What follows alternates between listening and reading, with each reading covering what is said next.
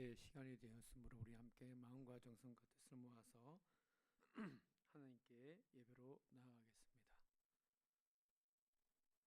PPT 안 넘어갑니다.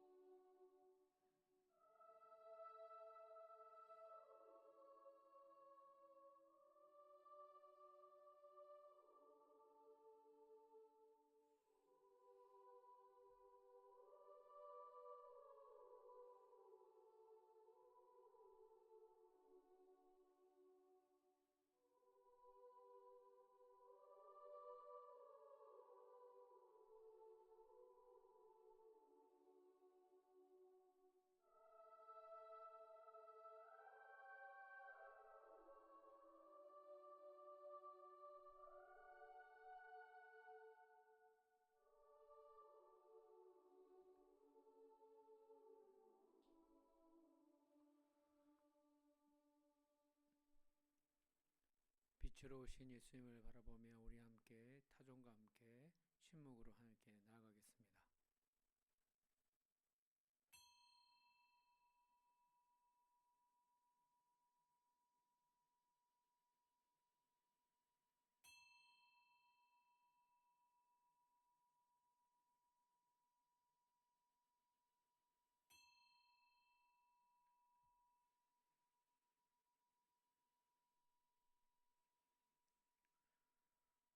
하나님은 영이시니 예배하는 자가 영과 진리로 예배할지니라.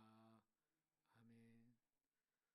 은혜와 사랑이 풍성하신 하나님 아버지, 오늘도 주께서 복된 날을 허락하여 주시고 원근각지 흩어져 있던 주의 백성들, 지직교회 성도님들이 한자리에 모여서 하나님의 은혜를 감사해서 찬양하고 예배하며 하나님께서 예배 가운데 부어주실 그 은혜를 사랑하는 마음으로, 기대하는 마음으로 함께 예배를 드릴 수 있도록 은혜 주셔서 너무나 감사드립니다. 하나님, 이 시간 하늘문을 열어주시고 하나님께만 집중할 수 있도록 도와주시고 하나님께만 영광이 되어지며 저희들은 큰 영광이 넘치는 시간이 되게 하여 주시옵소서. 예수님의 이름으로 기원드려옵나이다. 아멘. 우리 함께 경배의 찬양, 함께 찬송 부르겠습니다. 우물가의 여인처럼. 우물가의 여인처럼 난 구했네. 헛되고 헛된 것들을 그때 주님 하신 말씀 내 세매와 생수를 마셔라. 오 주님 채우소서.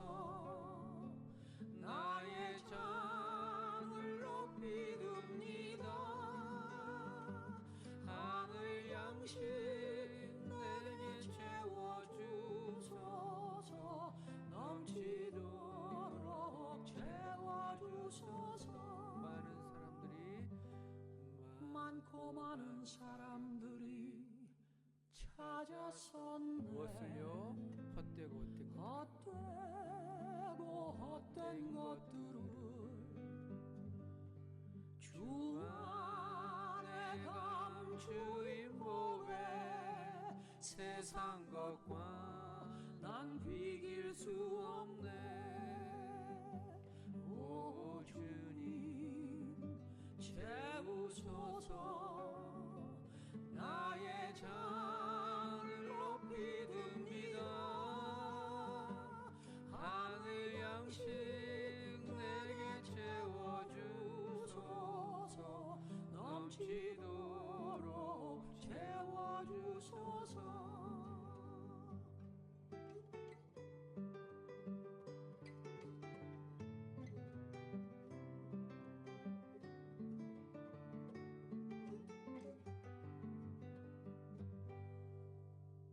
친구여 거기서 돌아오라. 어디로요? 네 주의 넓은 내 주의 넓은 품으로 우리 주님 나를 반겨 그 넓은 품에 안아주시니 오 주님 채우소서 나의 잔을 높이 듭니다. 하늘 양식 내게 채워주소서 넘치도록 채워주소서 하늘 양식 내게 채워주소서 넘치도록 채워주소서. 할렐루야. 그런 은혜가 저와 여러분들 가운데 임하게 되기를 예수님으로 축복드립니다. 아멘. 그렇게 체험을 받은 하나님의 양식을 체험을 받은 사람들이 고백하는 이 고백 우리 함께 하실까요? 당신은 지금 어디로 가나요? 발걸음 무겁게 이 세상 어디 쉴 곳 있나요? 머물 곳 있나요? 예수 안에 안식이 있어요. 평안이 넘쳐요.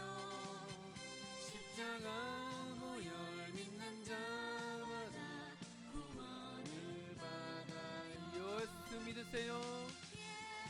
예수 믿으세요. 예수 믿으세요. 예수 믿으세요. 예수 믿으세요. 2절입니다. 당신은 오늘 누굴 만났나요? 위로 받았나요? 이 세상 누가 나를 대신하여 목숨 버렸나요? 고통에 멍에 벗어버리세요. 예수 이름으로 마음 열고 주님 맞으세요. 기쁨이 넘쳐. 우리 함께 외칩니다. 예수 믿으세요. 예수 믿으세요. 예수 믿으세요. 예수 믿으세요. 예수를 믿고 새롭게 되니 기쁨이 넘쳐요. 어둠 거치고 새날이 되니 행복이 넘쳐요. 이전에 없던 평안을 거두니 찬송이 넘쳐요. 산산은 기쁨 전해 주어요. 예수 이름으로. 예수 믿으세요. 예수 믿으세요. 예수 믿으세요. 예수 믿으세요. 우리 함께 주를 할렐루야 아멘. 할렐루야 할렐루야 아멘. 할렐루야 아멘. 아멘 할렐루야. 주를 믿는 자 그는 행복해요. 영원한 생명 얻으니 하나님 나라 그의 것이라 믿으세요. 주를 믿는 자 그는 행복해요. 영원한 생명 얻으니 하나님 나라 그의 것이라. 예수 믿으세요. 아멘이십니까? 주를 믿는 자는 그는 행복하다라고 했습니다. 할렐루야. 오늘 그 고백이 주님 앞에 서는 그날까지 변함이 없게 되기를 예수님 이름으로 축복드립니다. 아멘. 그 고백 이후에 우리 함께 찬송가 488장 부르시면서 우리 함께 주님 앞에 우리의 신앙을 같이 고백하겠습니다. 이 몸의 소망 무언가? 우리 주 예수님밖에 없습니다. 우리 주 예수님밖에 믿을 분 아무도 없습니다. 오늘 이 몸의 소망 무언가 고백합니다. 소망 무언가? 우리 주 예수뿐일세. 우리 주 예수밖에는 믿으리 아주 없도다. 주 나의 반석이시니 그 위에 내가 서리라. 그 위에 내가 서리라. 무섭게 바람 부는 밤 물결이 높이 설렐 때 우리 주 크신 은혜에 소망에 닿을 줄이라. 주 나의 반석이시니 그 위에 내가 서리라. 그 위에 내가 서리라.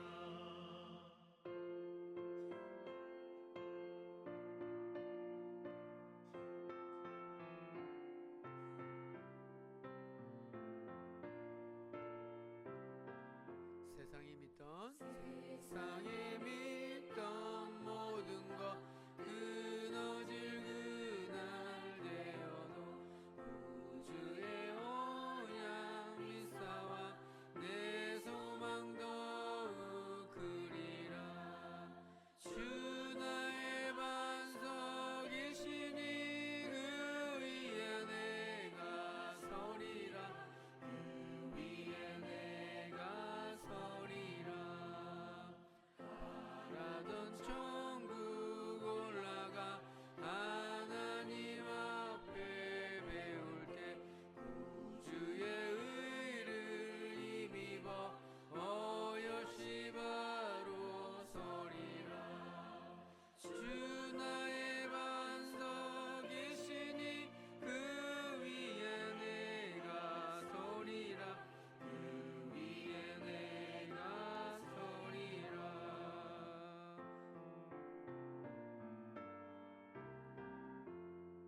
할렐루야. 그런 은혜가 저와 여러분들에게 임하게 되기를 예수님 이름으로 다시 한번 축복드립니다. 아멘. 우리 함께 같이 고백합니다. 행복한 사람들이 만들어가는 행복한 세상, 행복한 사람들이 행복한 관계, 그리고 행복한 직장, 행복한 가정, 그리고 행복한 삶의 터전을 만들어가게 될 줄로 믿습니다. 오늘 그러한 사람들이 어떤 사람들인지 함께 같이 고백합니다. 예수님을 만남으로, 예수님과 동행함으로,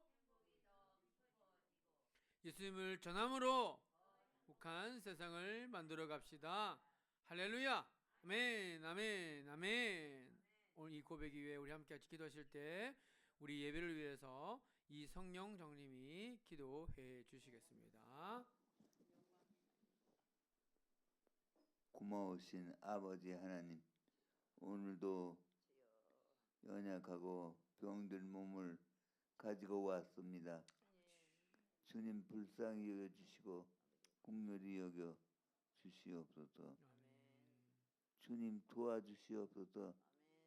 병들고 연약한 몸 가지고 왔사오니 주님 붙들어 주시고 지켜 주시옵소서. 고쳐 주시옵소서.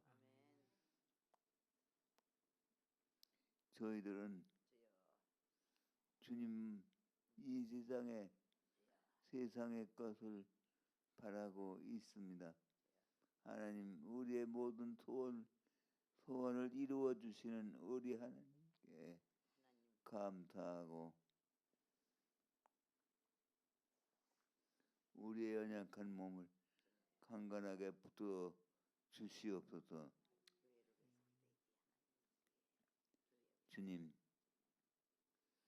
주님 불쌍히 여겨 주시고 긍휼히 여겨 주시옵소서. 오늘도 이 동네에 많은 사람들 살고 있습니다. 아직도 주님을 모르는 저 불쌍한 영혼들 구원해 주시고 예수 믿고 구원받게 하옵소서. 주님, 주 예수를 믿으라 그리하여 내 집이 구원을 얻으리라고 말씀했사오니 구원의 은총을 허락하여 주시옵소서. 주님 강권적으로 역사해 주시옵소서. 일일이 주님 앞에 구한 것까지 구하지 못한 것까지도 주님께서 이루어 주실 줄로 믿고 예수님 이름으로 기도합니다. 아멘. 우리 함께 찬양합니다. 찬양합니다. 다시 오실 왕 여호와께 오직 주만이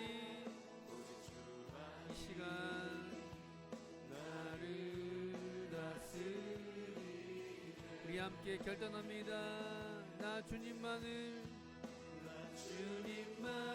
섬기리. 그 마음 품지 않겠습니다. 헛된 마음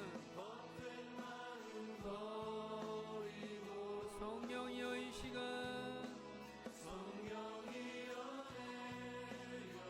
은혜를 구합니다. 충만하게 하소서. 결단하며 주님 앞에 내 생명 드리리라. 아멘. 이 고백이 우리 하나님의 말씀 같이 함께 보도록 하겠습니다. 하나님의 말씀은 요한복음 4장 16절에서 26절까지 말씀입니다. 요한복음 4장 16절에서 26절까지 말씀, 우리 여러분들 앞자막을 봐주시고요. 함께 교도로 같이 말씀을 읽도록 하겠습니다. 이르시되 가서 네 남편을 불러오라. 남편이 없나이다. 예수께서 이르시되 내가 남편이 없다는 말이 옳도다. 너에게 남편 5이 있었고 지금 있는 자도 네 남편이 아니니 네 말이 참되도다.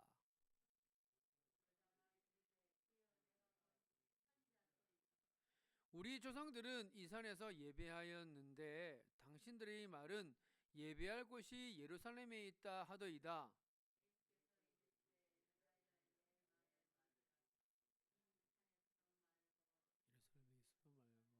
네가 아버지께 예배할 때가 이르리라. 너희는 알지 못하는 것을 예배하고 우리는 아는 것을 예배하노니 이는 구원이 유대인에게서 남이라.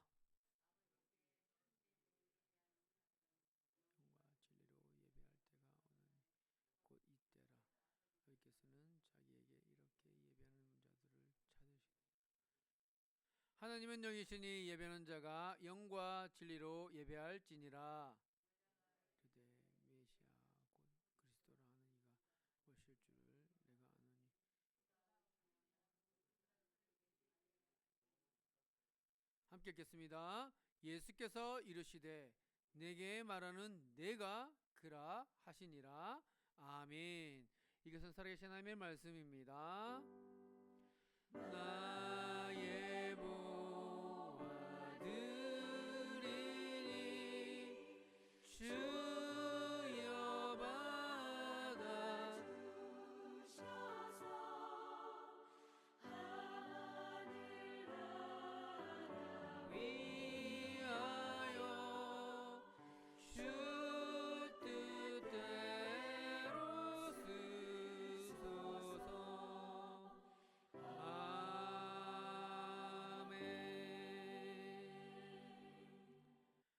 교회 소식을 함께 같이 나누겠습니다.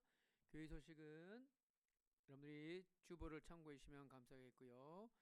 오늘은 대림절, 다시 오실 예수님을 기다리는 기다림으로 지켜지는 둘째 주일 절기로 이렇게 보내고 있습니다. 우리 기다림이 기쁨의 기다림이 될 수 있게 되기를 예수님으로 축복드립니다. 아멘. 그리고 여기에 광고는 되어 있지 않지만 수시로 이렇게 성탄 대림절 맞이하여서 그렇게 지금 데코레이션 장식을 지금 이렇게 하고 있습니다. 여러분들 기도해 주시고 그리고 특별히 성탄 장식이 어떤 의미를 있는지 설명하는 어떤 내용들이 아마 이렇게 또 게시될 텐데 그 하나하나 의미를 생각하시면서 마음에 더욱더 새기시고 하나님을 향한 그 사랑이 더욱더 커질 수 있게 되기를 예수님의 축복드립니다. 아멘. 두 번째입니다. 예배 후에 2025년 예산을 위한 재직회가 있겠습니다. 지난주에 광고되어진 대로 2025년 예산을 위한 재직회가 있으니까 빠지지 마시고 함께 같이 동참해 주시면 감사하겠습니다. 자, 저를 한번 봐주세요. 나라가 많이 어수선합니다. 그렇죠? 거두절미하고 우리 나라를 위해서 그리고 불안해하고 정말로 많이 이렇게 되어져 있는 우리 사랑하는 대한민국의 국민들이 빨리 안정을 찾을 수 있도록 하나님께서 위정자들에게 그리고 지금 있는 대통령에게 또한 지도자들에게 하나님께서 지혜를 주셔서 이 어려운 시기를 잘 극복하고 나아갈 수 있도록 우리 나라를 위해서 진짜 나라를 위해서 여당과 야당의 어떤 그런 색깔이 아니라 정말로 나라를 위해서 꼭 기도해야 될 시간이라고 저는 생각됩니다. 그래서 우리 사랑하는 지적교회 성도님들 각자 여러분이 각자 있는 처소에서도 또 함께 모일 때도 나라를 위해서 경제적 부분의 모든 부분에 다시 한번 회복될 수 있도록 위해서 기도해 주시기를 예수님의 이름으로 부탁드립니다. 아멘. 여기까지 교회 소식이고요. 하나님께 예물 드리셨습니다. 주정금으로 또한 10의 1조의 예물로 그리고 목정금으로 하나님께 예물 드리고 감사 예물로 드리셨습니다. 임규순 권사님, 벤수신 권사님 범사에 감사함으로 예물 드렸습니다. 신진순 집사님 감사함으로, 강영자 권사님 범사에 감사함으로, 정전희 권사님 범사에 감사함으로 예물 드리셨습니다. 하나님의 은혜에 감사드립니다. 늘 함께하여 주시옵소서. 이성영 장로님 예물 드리셨고요. 하나님의 은혜에 감사드립니다. 늘 함께해 주십시오. 이정순 권사님. 하나님의 크신 은혜 다시 한번 감사드립니다. 석조의 목사 이양선 사모님 가정에서 예물 드리셨습니다. 조동란 우리 성도님 범사에 감사함으로 예물 드리셨습니다. 기도하겠습니다. 하나님 참으로 고맙고 감사합니다. 하나님 앞에 나오실 때 빈소로 나오지 않고 하나님을 향한 신앙의 고백을 담아서 10의 1조의 예물로 목적 헌금으로 또의 범사의 감사의 예물로 하나님께 구별하여 예물 드리는 우리 사랑하는 지적교회 성도님들의 예물 드림을 기뻐 받아주시고 이분들의 삶 속에 하나님을 가까이 하는 것이 참 나에게 행복이고 복되다라고 하는 그 고백이 삶의 아름다운 열매로 맺혀질 수 있도록 하나님께서 물질의 복도, 건강의 복도, 예수 그리스도의 이름으로 구하는 모든 은혜에 약속된 모든 하나님의 복을 받아 누리는 믿음의 사람들이 될 수 있도록 인도하여 주시옵소서. 그것으로 하나님께 영광 돌리는 이들의 삶이 되게 하여 주시고 이 예물이 쓰여지는 곳마다 하나님께서 기뻐하시는 소중한 곳에 잘 사용될 수 있도록 하나님 역사하시고 인도하여 주시옵소서. 이제 하나님의 말씀을 나누고자 합니다. 말씀을 전하는 자나 말씀을 듣는 우리 사랑하는 성도님들이 하나님의 말씀의 능력에 귀하게 사용되어지고 또한 은혜를 받는 시간이 되게 하여 주시옵소서. 예수님의 이름으로 기도드리옵나이다. 아멘.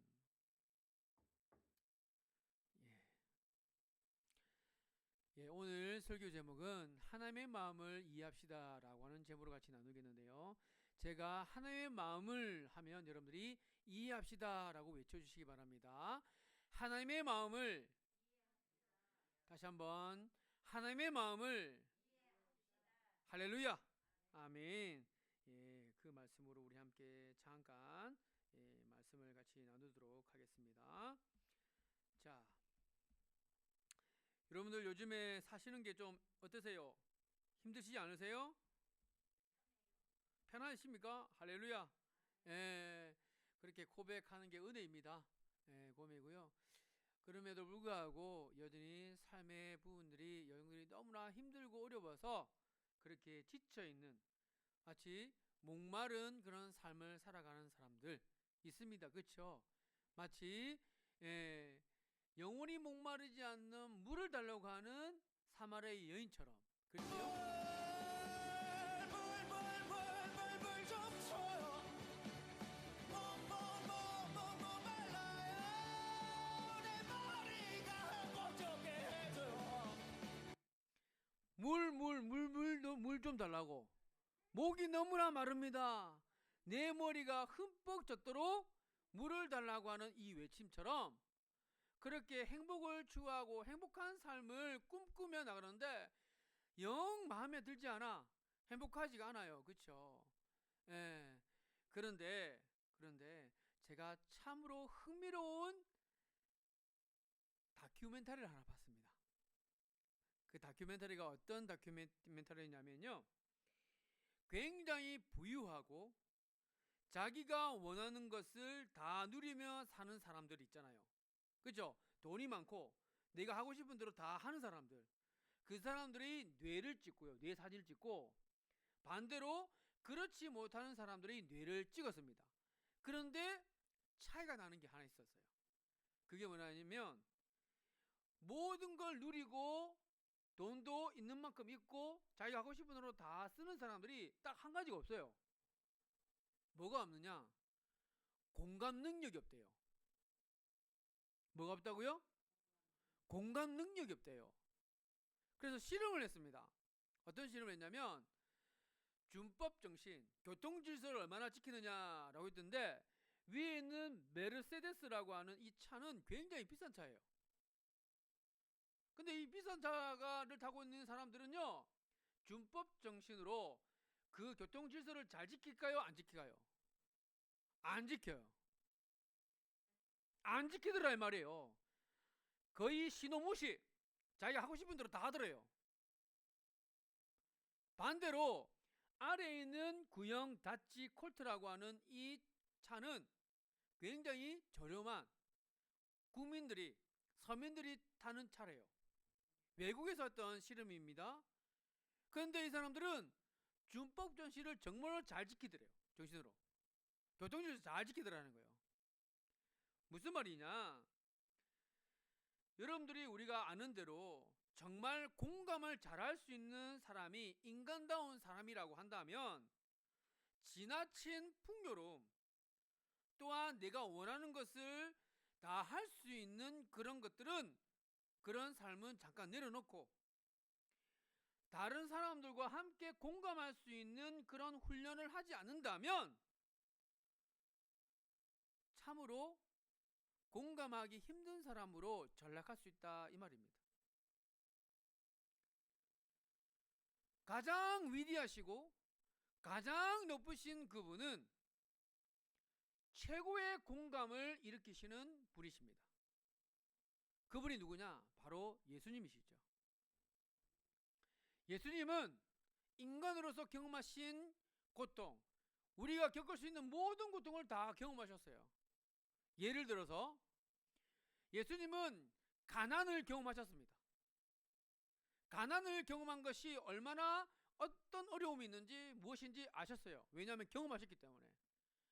춥고 배고프고 그리고 잠드는 것이 어떤 상태인지 하나님은 정말로 아셨어요.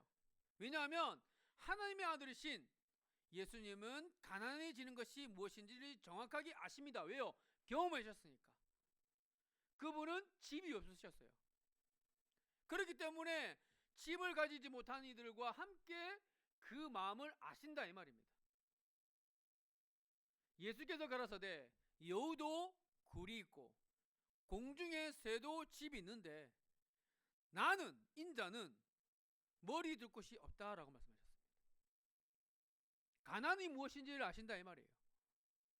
두 번째, 소진을 경험한 것이 무엇인지 아셨다. 무슨 말이냐? 언젠가 우리는 역시 피곤해질 겁니다. 예수님께서 지치시는 거. 왜 지치느냐? 기도하다가 왜 지치냐? 예배하다가 왜 지치냐? 그리고 봉사하다가 왜 지치냐? 왜 그만두냐? 지쳐서 그래요. 기도하다가 왜 그만두냐? 봉사하다가 왜 그만두냐? 지쳐서 그래요. 십자가를 앞둔 상황에서 그렇게 예수님이 고난받으시고 십자가에 죽으실 것을 수차례 그렇게 제자들이 가르쳤음에도 불구하고 3년 동안 그렇게 가르쳤음에도 불구하고 예수님이 왜 이 땅에 오셨는지 가르쳤음에도 불구하고 제자들은 그것과 상관없이 네가 잘났다 내가 잘났다 누가 높은지 낮은지를 두고 싸웠었던 정말로 그렇게 진짜 돈 안 되는 제자들이었습니다. 그리고 아픈 이들을 치유하고 죽은 이들을 살리시고 배고픈 자들을 먹이셨던 그 수많은 기적들을 보여주셨음에도 불구하고 종교 지도자들에게 의해서 죽음에 이르게 된 것은 말할 것도 없는데 그렇게 이 예수님은 육체적으로도 정신적으로도 지치고 소진됐다는 것을 누구보다도 아시는 분이십니다. 세 번째, 슬픔으로 인한 고통이 무엇인지 아셨습니다. 어떻게 아셨냐고요? 성경에는 예수님께서 예루살렘의 성전이 훼손되어지고 원래 목적이 아닌 다르게 변질되어서 있는 것을 보면서 우셨다라고 하는 그 기록이 되어 있습니다. 그리고 사랑하는 친구인 나사로가 죽음을 경험했을 때에 우셨다라고 하는 그 슬픔을 예수님은 경험하셨습니다. 소중한 것을 잃어버리고 소중한 것을 놓쳐버린 그 상실감을 예수님은 아셨어요. 경험하셨다 이 말입니다. 유혹을 받는 것이 무엇인지 경험하셨습니다. 예수님은 죄가 없으신 분이시지만 여전히 죄의 유혹을 받으셨습니다. 그렇기 때문에 저와 여러분들이 죄의 유혹에 흔들리는 것을 누구보다도 잘 이해하시는 분이세요. 마지막입니다. 예수님은 아픔을 경험하시는 것이 무엇인지 아셨습니다. 우리가 아픔 속에서 그 의미를 찾고자 할 때 우리는 하나님의 그 뜻이 무엇인지를 다 알기라는 힘들 거지만 예수님께서는 우리가 겪고 있는 그 고통을 누구보다도 잘 아신다는 것입니다. 그 고통이 뭐냐? 예수님께서 겟세마네 동산에서 십자가를 지시기 바로 앞전에 여러분 기도가 얼마나 절실하고 간절했으면 성경에 그렇게 되어 있습니다. 땀방울이 피로 변했다. 그만큼 간절했어요. 뭐라고 말씀하시냐면 아버지여 이 잔이 할 수만 있겠다. 이 잔이 내게서 지나가게 해주소서. 무슨 말입니까? 하나님 할 수만 있으시다면 나 이거 십자가 안 지고 싶어요. 그러나 내 뜻대로 마옵시고 아버지 뜻대로 되기를 원합니다 라고 그렇게 기도하셨던 예수님. 그렇게까지 기도하실 때는 그냥 예수님은 뭐 하나님의 아들이니까 하나님이시니까 뭐 그냥 대충 그까이 뭐 대충 그렇게 이겨내시겠지. 아니요. 예수님은 죽을 만큼 고통스러우셨어요. 비하고 싶었다니까요. 정말로 가슴이 터질 것만큼 너무너무 두려워서 힘들어서 제자들에게 이야기합니다. 내가 정말로 심히 죽게 되는 것처럼 너무 고통스러우니까 나를 위해서 깨어서 기도해달라고. 그것도 3번이나. 예수님은 정말로 몸부림면서 야 차라리 내가 죽겠다라고 할 정도로 삶의 힘듦과 고통을 누구보다 잘 아신다 이 말입니다. 할렐루야. 그냥 대충 그냥 생각으로만 아시는 것이 아니라 그분 자체가 모든 것을 경험하셨기 때문에 우리의 형편과 아픔들을 아신다 이 말입니다. 오늘 제가 여러분들에게 이 말씀을 함께 같이 나누고자 하는 이유는 그 방향은 바로 이것입니다. 여러분들 가운데에 삶이 너무나 퍽퍽해서 너무 힘들어서 하나님의 위로조차도 하나님의 그 사랑조차도 느낄 수 없는 그런 상황이라고 느껴지신다면 오늘 그 예수님은 마지막 인간이 겪을 수 있는 최고의 가장 아픈 그 고통까지도 감내하시면서 경험하면서 그렇게 이겨내셨던 그 예수님이 우리의 아픔과 고통의 그 순간에 한복판에 들어오셔서 쑥 하고 들어오셔서 내가 너의 아픔을 안다, 너의 슬픔을 안다, 너의 눈물을 안다라고 말씀하시면서 위로해 주시고 또한 우리를 세워주시는 참 좋으신 하나님이신 줄로 믿습니다.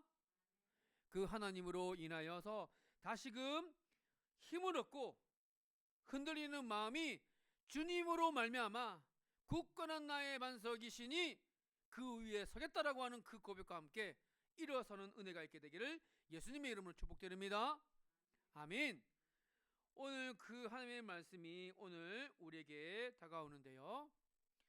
자, 우리가 지금까지 요한복음 4장 1절에서 15절까지 말씀을 우리 함께 같이 보면서 하나로 요약한다면 목마른 인생을 찾아오신 예수님이라고 우리 함께 같이 정의를 할 수 있습니다.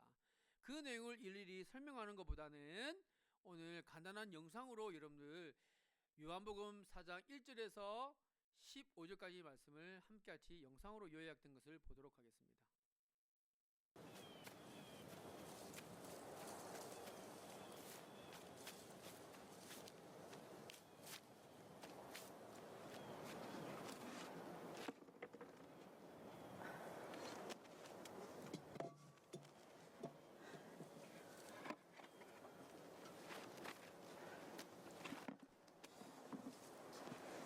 마실 물 좀 달라.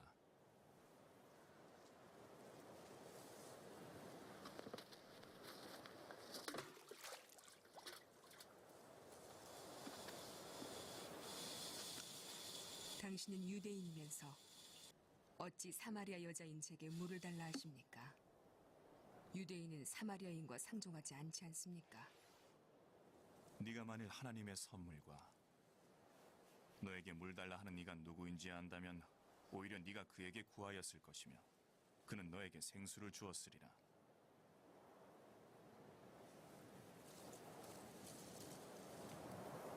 당신은 물기를 그릇도 없으시고 이 우물은 깊은데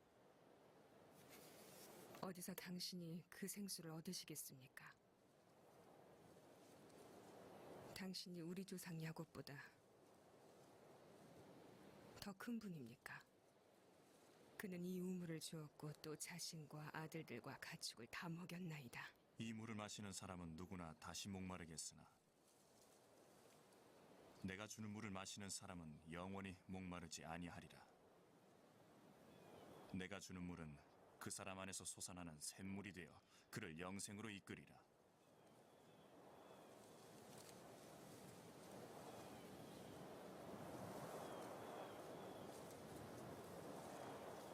부디 제게도 그런 물을 주시어 목마르지도 않고 여기 물길러 올 일도 없게 해주옵소서.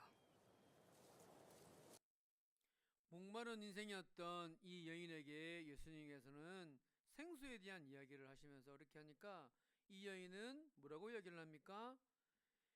그렇다면 부디 제게도 그런 물을 주셔서 목마르지도 않고 다시 여기에 물길을 올 일도 없게 해주십시오 라고 그렇게 요청을 했습니다. 그러면 그래 옛다 라고 주시면 되잖아요.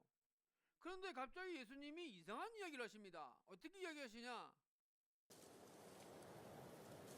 가서 너의 남편을 불러오너라. 뭐라고요? 네 남편을 데려와라 라고 말씀하십니다. 왜 갑자기? 물 달라고 하는데 그냥 물 주면 되지. 왜 물을 달라고는 그 여인에게 네 남편을 데려와라 라고 말씀하셨을까요? 자, 그 이유가 여기 있습니다.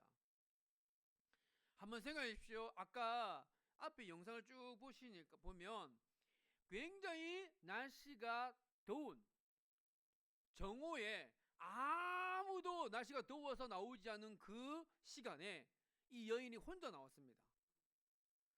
사람들과 마주치고 싶지 않은 그 여인, 상처와 아픔을 간직한 채 그렇게 살아가고 있는 이 여인에게 예수님은 네 남편을 데려와라 라고 하신 이유가 뭘까요? 그것은 무엇이냐면 바로 이것입니다. 자신의 아픔을 인정하지 않으면 생수가 터져 나올 수가 없다 이 말입니다. 무슨 말이냐? 하나님, 나는 죄인입니다. 하나님, 나는 하나님 없이는 살아갈 수 없는 존재입니다. 라고 하는 것을 본인이 인지하고 고백하지 않으면 은혜를 받을 수 없다 이 말이에요. 그렇지 않으면 꽉 막혔다 이 말입니다. 그런 의미에서 하나님을 향한 우리의 최고의 요청은 뭐냐면, 하나님 불쌍히 여겨 주시옵소서. 하나님 나에게 은혜를 주시옵소서. 이것이 가장 최고의 고백인 것입니다. 오늘 그런 의미에서 가면을 쓰고 있는 이 여인에게, 아무런 문제가 없는 것처럼 보이는 이 여인에게 너의 실체를 보아라 라고 하시면서 네 남편을 데려와라 라고 말씀하십니다. 무슨 말이냐? 자신을 스스로 비하는 마음, 부끄러운 마음, 남들 앞에서는 드러낼 수 없는, 숨길 수밖에 없었던 나의 마음의 상처, 이 상처로 말미암아 꽉꽉 막고 있는 겁니다. 다른 사람들하고는 소통을 안 해요. 똘똘 마음의 감옥에 갇혀서 다른 사람들하고도 왕래도 안 하고 또 상처를 받을까봐.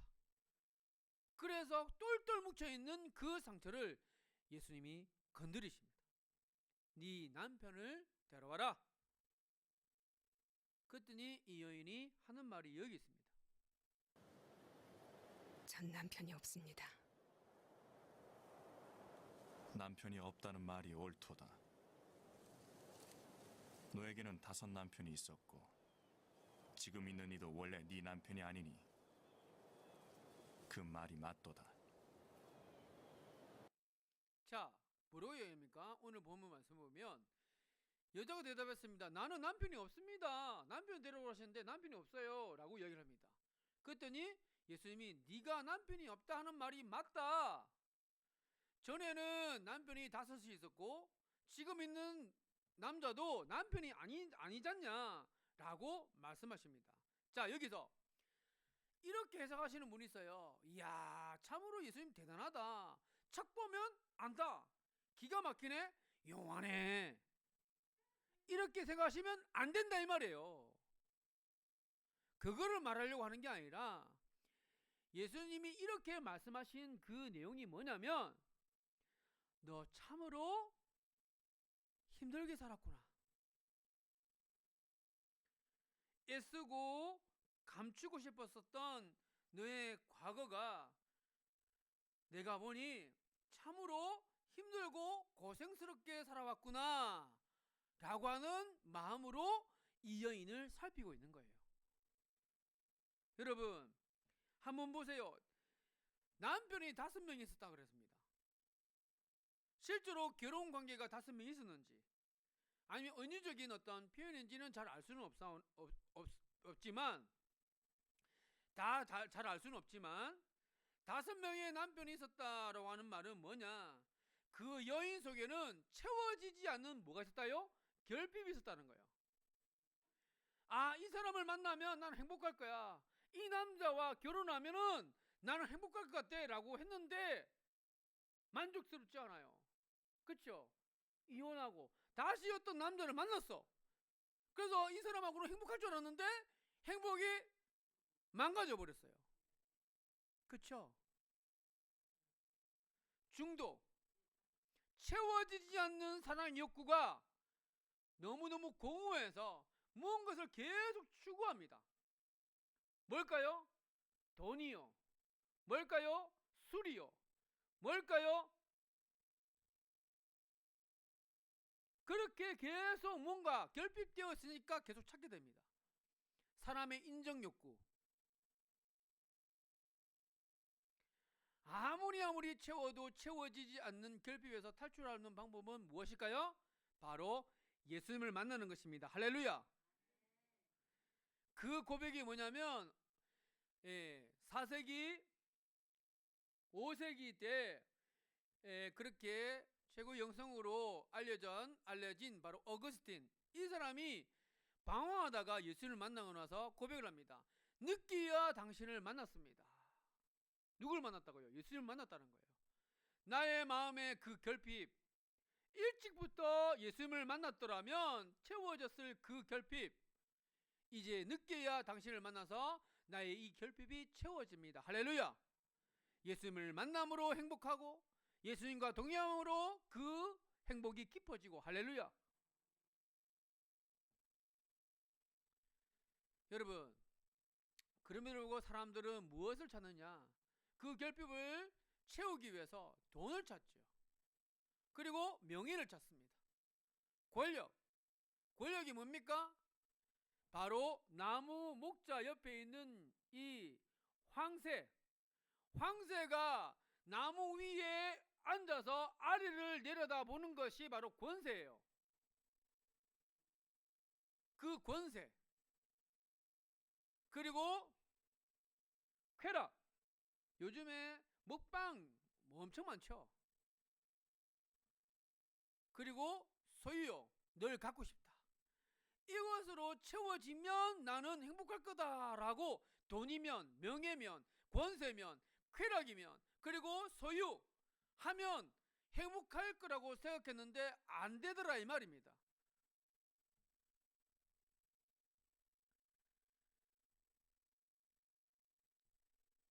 여러분, 이것이 열정을 가지고 내가 찾았다라고 하면서 계속 열정을 불태우면 이것은 굉장히 휘발성이 강합니다.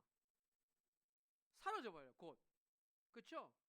돈, 명예, 권력, 그쵸? 쾌락, 소유, 종교적 열심.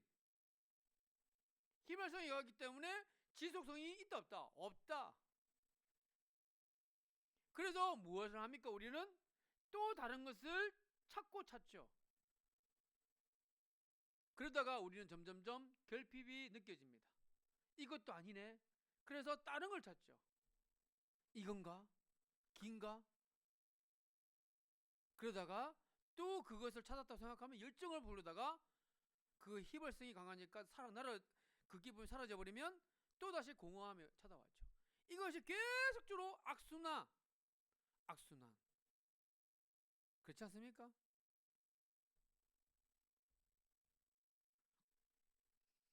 한 동화를 여러분에게 소개하겠습니다. 생텍쥐베리의 어린 왕자의 이야기인데요. 사막을 방황하면서 가로지르던 어린 왕자가 우연히 세 개의 잎이 달린 꽃을 만납니다. 그러면서 이 어린 왕자가 그 꽃에게 물어봅니다. 혹시 사람이 어디 있는지 아니? 라고 물어봅니다. 그랬더니 이 꽃이 말하기를 뭐라고 했냐? 몇 년 전에는 사람이 지나가는 것을 본 적이 있는데 지금은 그들이 어디 있는지는 몰라 라고 이야기합니다. 그러면서 아주 중요한 이야기를 하는데요. 이 이야기를 해요. 사람은 바람 따라 돌아다니니까 사람들은 뿌리가 없어. 그래서 많은 불편을 느끼고 외로운 거야. 뿌리가 없으니까. 바람 따라 이리저리 휘달리는 거예요. 돈, 명예, 권세, 소유, 쾌락. 그것이 나의 뿌리라고 생각하고 날아다니는데 그게 뿌리가 썩었더라 이 말이에요. 뿌리가 뽑힌 존재. 자, 예를 들어서 신랑이신 하나님, 예수님이 계셔요. 그리고 신부는 누구예요? 우리예요. 그런데 결혼 생활을 계속 쭉 유지해서 신랑은 신부, 신부는 신랑을 계속 쳐다보면서 같이 마주보면서 살아가야 되는데 계속 신부가 곁눈질하고 있네. 신랑 당신 예수님을 놔두고 바람핀다 이 말이에요. 그게 바로 뿌리 뽑힌 존재라는 겁니다. 하나님을 두고 바람핀다 이 말입니다. 그것을 상징적으로 누가 보여주고 있습니까? 바로 이 사마리아 여인. 우물가의 여인처럼 난 구했네. 무엇을? 헛되고 헛된 것들을. 그렇지 않습니까? 자, 그렇게 나타나니까 이 여인이 깜짝 놀랍니다. 어떻게 내게 남편이 5명이 있었고, 그리고 지금 있는 그 남자도 남편이 아니는 것을 어떻게 하셨지? 라고 하는 그 마음이 딱 들면서 이렇게 이야기하죠. 주여, 제가 보니 선지자이십니다.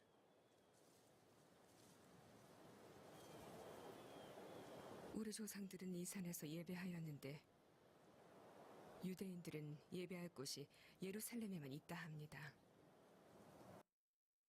자, 뭐라고 했습니까? 당신은 보니까 선지자이다.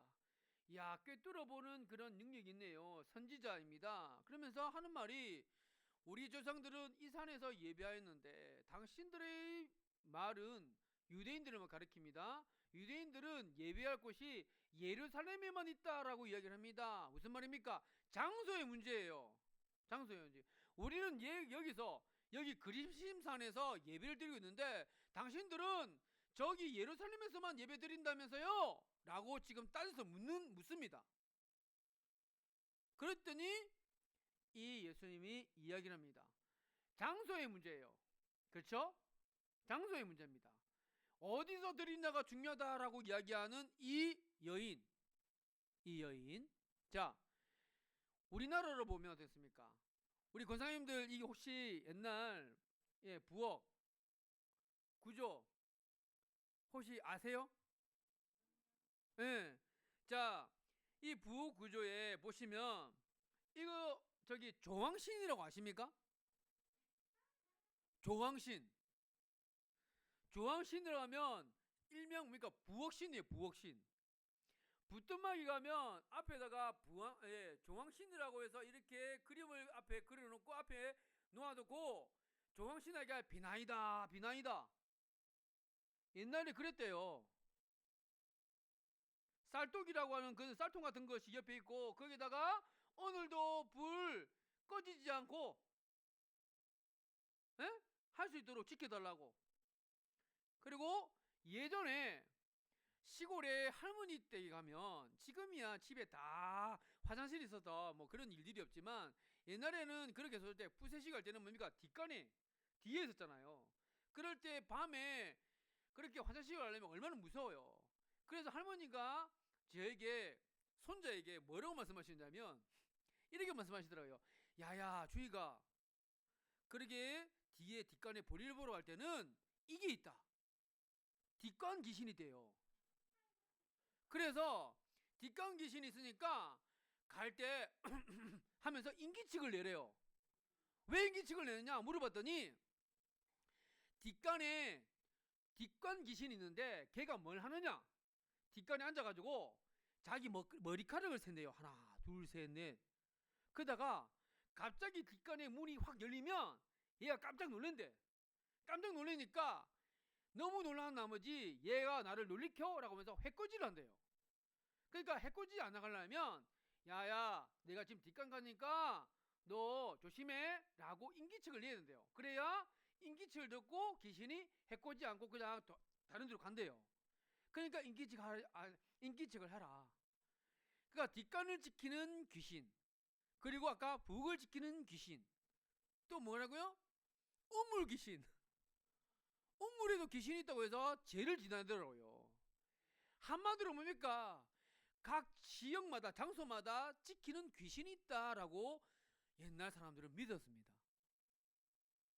우리나라만 그럴까요? 아니에요.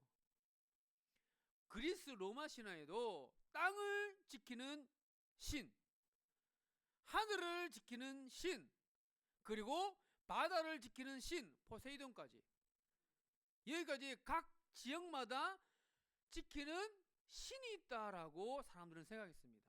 그런데 하나님은 어떤 분이십니까? 오늘 창세기 28장 말씀처럼 내가 너와 함께 있어 네가 어디로 가든지 너를 지키며, 할렐루야. 이분이 하나님이신 줄로 믿습니다. 하나님은 어디나 계시는 분이신 줄로 믿습니다.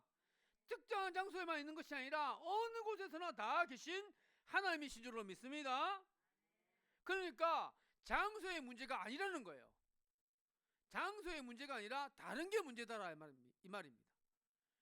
그래서 우리가 생겨야 될 말은 뭐냐면, 너희가 내 앞에 보이러 오지만 이것을 누가 너한테 요구하였느냐?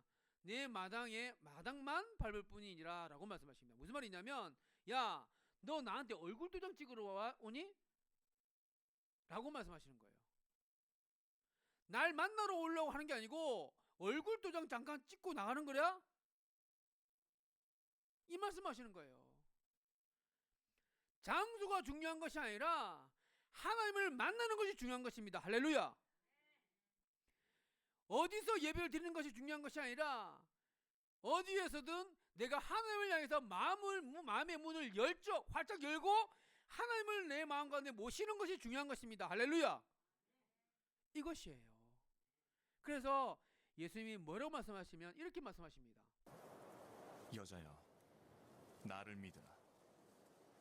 이 산에서도 아니고 예루살렘에서도 아니겠으나 너희가 아버지께 예배할 때가 이르리라. 자, 보세요. 예수께서 이르되 여자여, 내 말을 들으라, 믿으라. 이 산에도 말고 너희들이 드리는 이 예배의 장소도 아니고 예루살렘에도 아니다. 뭐라고요? 너희가 아버지께 예배할 뭐라고요? 때가 온다는 거예요. 시간. 내가 하나님을 향해서 마음의 문을 여는 것이 중요하다 이 말이에요. 아멘이십니까? 자, 그래서 오늘 저와 여러분들에게 말씀을 함께 같이 나누고 싶은 것은 무엇이냐 이거예요. 너희는 알지 못하는 것을 예배하고 우리는 아는 것을 예배하니 구원이 유대인에게서 나기 때문이라. 진실되게 예배하는 사람이 영과 진리로 아버지를 예배할 때가 오나니 곧 지금도 그러하니라. 아버지는 그렇게 예배하는 이들을 찾으시느니라. 하나님은 영이시라. 하나님을 예배하는 이는 영과 진리로 예배해야 하느니라.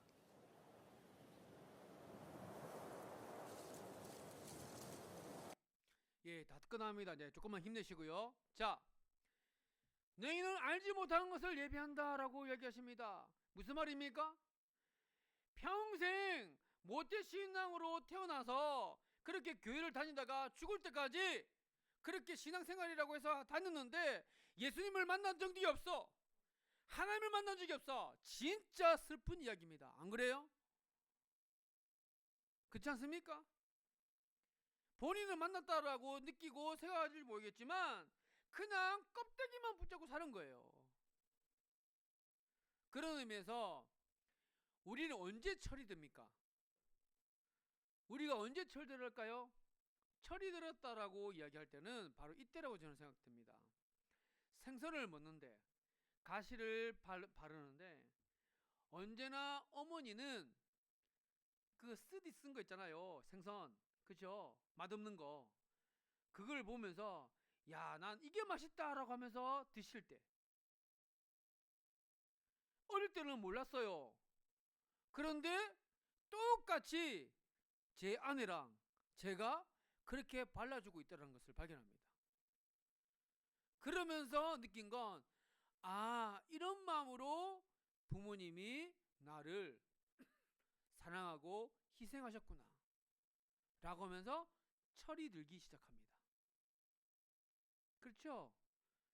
아버지의 마음이 이랬구나, 어머니의 마음이 이랬겠구나 라고 하는 그 마음이 느껴지는 순간 철이 들기 시작합니다. 그렇죠? 그런 의미에서 신앙의 철이 든다는 것은 어떤 의미일까요? 신앙의 철이 든다는 것은 하나님 앞에 나왔어요. 그런데 하나님의 마음을 알기 시작되면 예수님의 마음이 이해가 되어지고 하나님의 마음이 느껴지고 하나님이 어떨 때 슬퍼하시는지 하나님이 어떨 때 기뻐하시는지를 알게 되어질 때 그때 신앙적으로 철이 든다는 것입니다. 할렐루야. 나는 우리 사랑하는 지직교회 여러분들이 날마다 하나님 앞에서 신앙이 철이 들 수 있게 되기를 바랍니다. 하나님의 마음이 느껴지는 거예요. 그러면서 하나님 이것 때문에 얼마나 아프셨을까, 얼마나 속상해 하셨을까, 하나님 이 일 때문에 얼마나 기뻐하셨을까 라고 하는 것이 마음에 와닿을 때 그때 우리는 아는 것을 예배하게 되는 것입니다. 철이 든다 이 말이에요. 일평생 그 마음을 못 느끼고 사는 사람이 있습니다. 왜요? 자기 중심적으로 살아가기 때문에. 신앙을 가지고 들어있어도요, 자기 중심적으로만 생각해요. 내꺼. 안타깝지만 그 사람들은 교회 마당만 밟는 거예요. 우리가 하나님의 마음을 알아차려야 되는 것입니다. 아버지께 영과 진리로 예배할 때가 온다라고 말씀하시면서, 하나님은 영이시다. 예배하는 자가 영은 뭐냐면 바로 그것입니다. 앞서 말씀드린 것처럼 성령으로 예배를 드린다는 것입니다. 할렐루야. 성령은 어떤 것입니까? 하나님의 마음이 느껴지고, 하나님이 기뻐하신 것이 무엇인지 느껴지고, 하나님께서 슬퍼하신 것이 무엇인지 알게 되어지는 그 마음이 성령 충만한 마음인 줄로 믿습니다. 그리고 진리가 무엇입니까? 예수 그리스도가 뭡니까? 바로 예수님의 마음으로 예배를 드리는 것입니다. 예수님의 마음으로 예배를 드린다는 게 무엇입니까? 앞서 말씀드린 것처럼 겟세마네 동산에서 아버지여, 이 잔을 할 수만 있다면 이 잔을 지나가게 해줘서, 하나님 할 수만 있다면 나 십자가 안 지면 좋겠어요. 그렇지만 내 영혼대로 마옵시고 아버지 뜻대로 되기를 원합니다. 이것이 바로 예수님의 마음인 줄로 믿습니다. 그럴 때에 영과 진리로 예배드리는 하나님께서 찾으시는 예배자가 저와 여러분이 될 수 있을 거라고 믿습니다. 아멘. 그런 하나님의 사람들이 참된 예배자가 될 수 있게 되기를 바랍니다. 그랬는데 이 대답에 정신을 못 차리고 이 사마리아 여인이 뭐라고 얘기를 하냐면, 제가 알기에 메시아, 곧 그리스도라는 분이 오실 것입니다. 그분이 오시면 모든 것을 알려주실 것입니다. 뭐라고요? 메시아 곧 그리스도라 하는 사람이 오실 것인데, 그분이 오시면 모든 것을 우리에게 알려주실 것이다 라고 말씀합니다. 참 안타까운 이야기예요. 왜요? 바로 예수님이 바로 앞에 계시는데 못 알아보는 거예요. 그쵸? 에? 여러분, 사탄에게 우리가 왜 넘어가는 줄 아십니까? 사탄은 가짜를 진짜처럼 보이게 하기 때문에 그래요. 진짜인 줄 알았는데 가짜야. 포장을 잘한다 이 말입니다. 그쵸? 그래서 우리가 사탄에게 넘어가는 거예요. 나는 우리 사랑하는 지대교회 성도님들이 성령 충만하셔서 진짜와 가짜를 분별할 수 있는 하나님의 마음을 가진 사람들이 다 될 수 있게 되기를 예수님으로 축복드립니다. 아멘. 그러자 예수님이 뭐라고 말씀하시느냐? 너에게 말을 전하는 내가 바로 그라. 너에게 말을 전하는 내가 바로 그다. 구원자다라고 말씀하십니다. 할렐루야. 여러분, 메시아 여인의 입장에서는 메시아가 위풍당당하고 엄청나게 힘있고 권세가 있는 사람처럼 보여야 되는데, 예수님을 보니까 지쳐가지고 아무것도 없는데 물 달라 그러고, 내가 물 줄 수 있다 그러고 막 사기치는 것처럼 보이고, 그쵸? 예수님이 메시아처럼 안 보여요. 여러분, 진리는 그렇게 옵니다. 내가 생각하는 방식으로 예수님이 오시는 게 아니에요. 오늘 저와 여러분들에게 도전하는 것은, 예수님이 이 여인을 찾아오셨던 까닭은 이것이 나에게 행복을 줄 거라고 믿었고, 이것이 나의 이 결핍을 채워줄 거라고 믿었던 그 모든 것을 붙잡고 살았는데, 그 붙드는 것이 오히려 그것이 내가 구속되어지고, 그리고 마음의 감옥에 살았었던 이 여인을 찾아오셨던 것은 그 감옥으로부터 꺼내주시기 위해서, 할렐루야, 해방시키기 위해서 이 예수님이 이 여인을 찾아오신 줄로 믿습니다. 그러면서 바로 내가 그다라고 말씀하신 것은 마르지 않는 샘물을 줄 수 있는 그분이 바로 나다, 예수님이시다라고 말씀하시면서 오늘도 예수님의 그 진리를 오늘도 말씀해 주고 계시다는 사실입니다.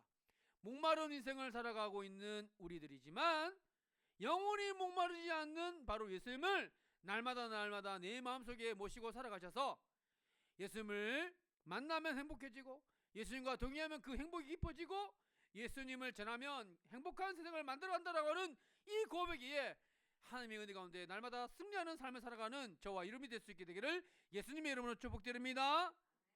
기도하겠습니다. 하나님, 참으로 감사합니다. 우리의 목마름을 해결할 수 있는, 우리 결핍을 해결할 수 있는 유일한 방법은 바로 예수님을 만나는 것이고 예수님과 동행하는 것이고 예수님을 전할 때에 행복한 세상을 만들어간다는 사실을 오늘 사마리아 여인과 예수님의 대화를 통해서 다시 한번 느낄 수 있도록 은혜 주셔서 너무나 감사드립니다.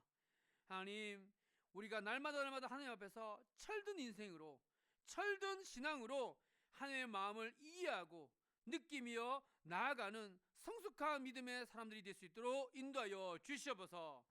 예수님의 이름으로 기도드려옵나이다.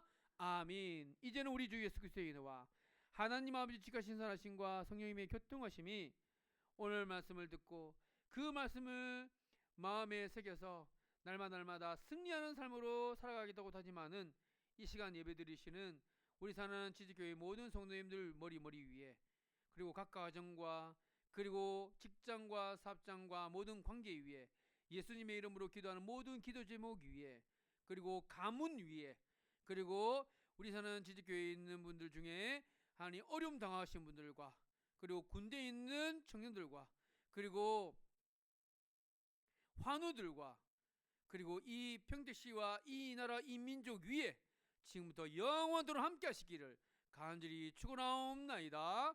아멘.